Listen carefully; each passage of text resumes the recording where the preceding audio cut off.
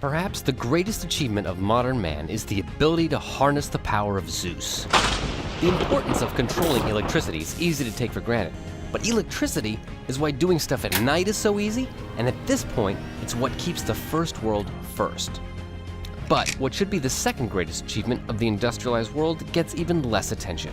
It's the ability to put Zeus in your pocket. The battery is the silent, unsung hero of modern man, and batteries are everywhere. Just go to a concert. The ability to store up some energy, walk around with it, and use it when you need it has had a profound effect on our lives and our cultures. The battery is what gives us instant images, and that has made things possible like internet memes and revolutions. There are many different types of batteries, but they all pretty much work the same. Let's look at a cell phone battery. Now, to understand how a rechargeable battery works, you need to know a little background.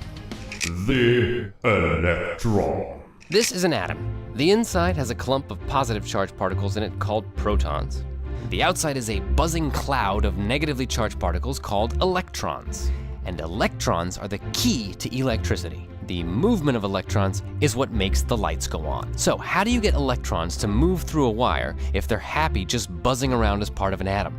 Well, it turns out that electrons just want to be happy. And for electrons, happiness is being at a lower energy level. Think of it like this. Let's say a high energy level is like working at a high stress job, and a low energy level is like sitting at home stress-free. If your boss said, "Hey, do you want to work from home?" you'd do that. And if your boss said, "Hey, do you want to stay at home and still get paid for not doing work?" who wouldn't do that? Well, electrons do the same thing. For electrons, buzzing around some atoms is like working in a high-stress environment, and buzzing around others is like sitting at home and getting paid for nothing. A battery basically gives electrons a path to a happy, stress-free life, but makes them work for it, which we'll get to in a second. The ion. Here's the atom again. As we mentioned earlier, there's a positive charge part and a negative charge part. In a normal atom, there's balance.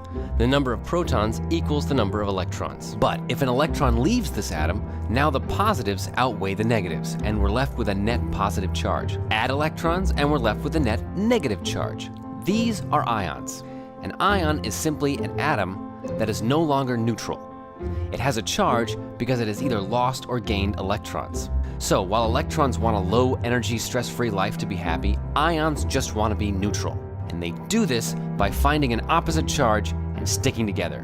The heart of a battery is electrons and ions trying to achieve happiness. The battery. Let's look at what parts make up a generic rechargeable battery.